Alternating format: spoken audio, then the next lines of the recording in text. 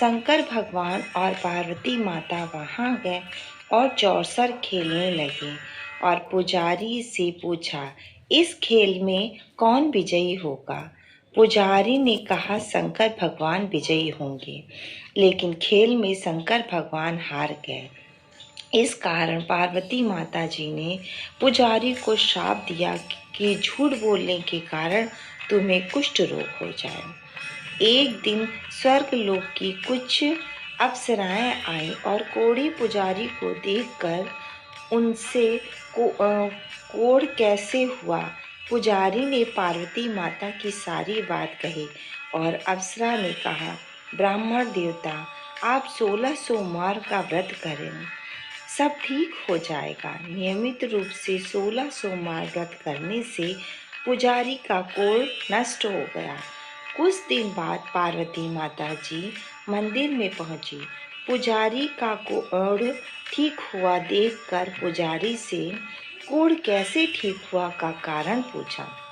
ब्राह्मण ने प्रणाम किया और 16 सोमवार व्रत के से शंकर भगवान की कृपा से सारा कोढ़ ठीक हुआ है। तब पार्वती जी ने भी 16 सोमवार का व्रत किया पुत्र कार्तिकेय के वापस आने के लिए। जब पार्वती जी उद्यापन की, उसके बाद आज्ञाकारी पुत्र बनकर कार्तिकेय वापस आ गया। कार्तिकेय एक ब्राह्मण मित्र बहुत दिनों से परदेश गया था। उसकी वापस आने के लिए 16 सोमवार का व्रत किया। वह लौट आया। तब ब्राह्मण मित्र कार्तिकेय से 16 सोमवार के व्रत के बारे में जानकर विवाह की इच्छा कर 16 सोमवार का व्रत किया। ब्राह्मण मित्र को परदेश जाना पड़ा। उस देश में राजा की बेटी का स्वयंवर चल रहा था।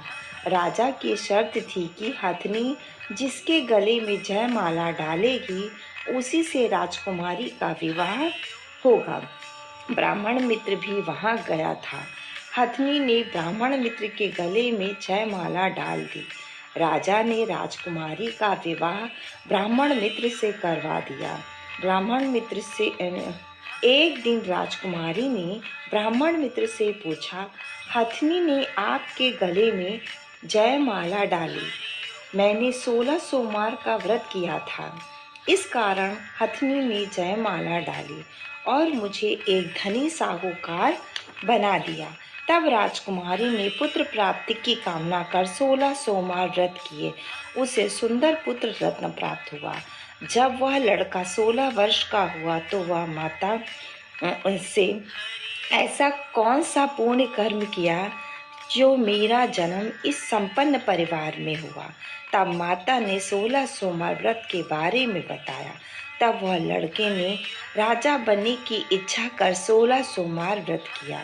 17वें सोमवार को उद्यापन करने के 2 दिन बाद ही सैनिक उसे देख उसके बारे में बातचीत की और उसे अपने राजा के पास ले आए। राजा बूढ़ा हो चला था। उसने उस लड़के से उसकी राजकुमारी का विवाह करा दिया।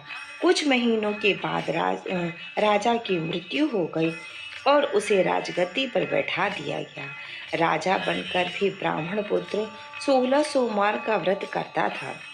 एक दिन राजा को सोमवार का उद्यापन करना था तो उसने अपनी रानी से पूजा सामग्री लेकर मंदिर पहुंचने को कहा, लेकिन पत्नी पूजा सामग्री सैनिक के द्वारा मंदिर में भिजवा दिया और अपना भी मंदिर नहीं गई। इस अवहेलना से भगवान शंकर क्रोधित हो गए और आकाशवाणी हुई कि राजन, तुम्हारी पत्नी भाग्यहीन है, उसे महल से निकाल दो, नहीं तो तुम्हारा सर्वस्व नष्ट हो जाएगा। राजा ने रानी को महल से बाहर निकाल दिया। रानी चलते चलते एक बुढ़िया मिली। वह सूत बेचने जा रही थी। सूत भारी होने के कारण बुढ़िया ने रानी को गट्ठर दे दी। तेज हवा नहीं, तभी तेज हवा चलने लगी और बुढ़िया का सारा सूत उड़ गया। बेचारी बुढ़िया रानी व अपने भाग्य को कोसती हुई घर वापस आ गई। रानी चलते चलते तेल की दुकान पर पहुंची तो तेल के मटके फूट गए। तेली ने मनहूस कहकर उसे भगा दिया। रानी को के प्यास लगी तो वह तालाब में पानी पीने के लिए गई। पानी को स्पर्श करती उसमें कीड़े मकोड़े तैरने लगते। जिन चीज़ों को वो छूती वो सड़ जाता। कुछ चरवाहे देख रहे थे। वह पकड़कर रानी को मंदिर के पुजारी के पास ले गए और सब बात के पुजारी से कही। रानी जब तो पंडित ने उस पुजारी ने रानी को मंदिर में ही रहने को कहा। रानी जब भोजन पकाती वह सड़ जाता और जल भर के लाती तो उसमें कीड़े मकोड़े तैरने लगते। पुजारी ने रानी से पूछा, तुमने ऐसा कौन सा भूल किया है जिस कारण शंकर भगवान तुमसे इतने तुम्हें कष्ट दे रहे हैं? रानी ने मंदिर ना जाने वाली पूरी बात पुजारी को बताई। तब पुजारी ने 16 सोमवार व्रत करने को कहा। शंकर भगवान तुम्हारे सारे कष्ट दूर करेंगे। रानी ने विधि पूर्वक व्रत करना शुरू किया। तब 17वें सोमवार को उद्यापन किया तो शंकर भगवान की कृपा से राजा को रानी की वापस लाने की बात आई। तुरंत सैनिक बुलवाया और रानी को ढूंढ कर लाने को कहा। सैनिक नगर नगर खोजते हुए उस मंदिर में जा पहुंचे और रानी से राजा की बात कही।